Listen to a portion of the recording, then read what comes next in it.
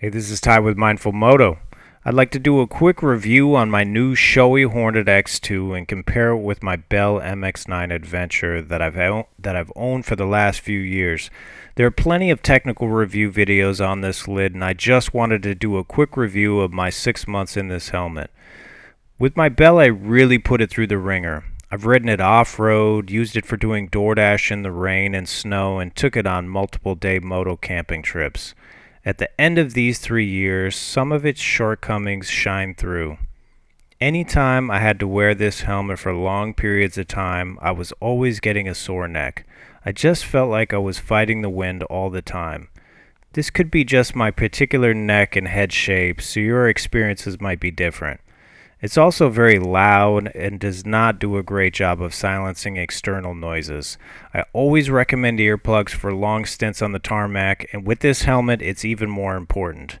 The cheek pads were starting to wear out, and although these are replaceable, I know I was ready to try something different. I've raced motocross in Fox and Bell helmets and always felt that the level of protection was fairly good. Being a single dad and living tightly, I do my research on just about everything I purchase, especially when it comes to buying a helmet. The old saying goes, if you've got a $10 head, buy a $10 helmet. All this research had narrowed down my search to the Arai XD4 and the Climb Krios Pro. The reason why I went with the Showy had a lot to do with the price. I was able to find a brand new Shoei Hornet X2 for $500 shipped. A few hundred off retail, and I jumped at it. I had tried the Arai and the Climb, I think that's how you say it, and knew they were excellent choices as well.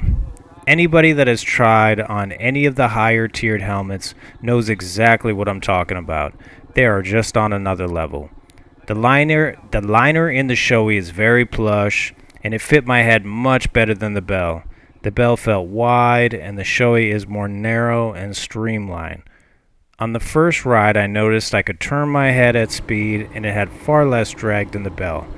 All the wind tunnel testing Shoei did is not just a gimmick, it really is noticeable and it works. Take the visor off and it's incredible. Very comparable to any road-specific street bike helmet. You can even get the visor off while the helmet is still on your head, but it is a little tricky.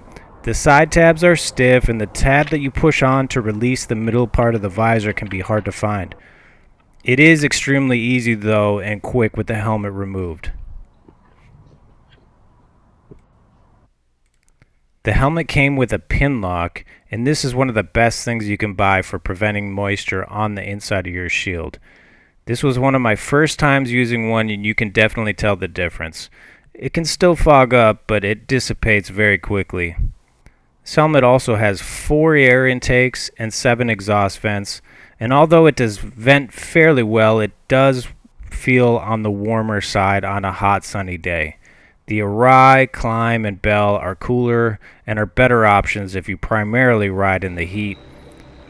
I do tend to run cool, and with a bald head, having a little extra warmth is not a bad thing. If you live and ride colder weather like I do, this helmet is great. The lack of noise is also very noticeable, and this is by far the quietest helmet I have ever used, and much quieter than my Bell. I did also purchase a comm system, and the Shoei is made to accommodate speakers, and it really integrates perfectly with this helmet. I have bigger ears and do not have any rubbing happening where the speakers reside inside the helmet. I can't say the same for my Bell. I can feel the speakers rubbing slightly, and though not that big of a deal, it does just show you how well the Shoei is designed. This helmet is not light and is among the heaviest in its category at 3 pounds 13 ounces.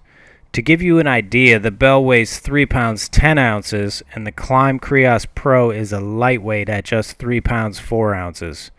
After wearing the helmet for hours at a time, I notice a big difference with how sore my neck is, and for somebody who tends to ride more on-road than off-road, this is a big advantage of the Shoei. There are times when I'm cruising at speed that I'm shocked at how comfortable it is and how well it cuts through the air. If you do more off-road riding than on-road, something like the Bell is a great helmet for around $200. It's definitely tough to go wrong. Either way, buy yourself the best helmet that you can afford and get out there and ride. I would love to hear your take on the Shoei Hornet X2. Go ahead and leave a comment below and tell me about your favorite adventure bike helmet. Thank you so much for watching Mindful Moto. I will see you on the next one.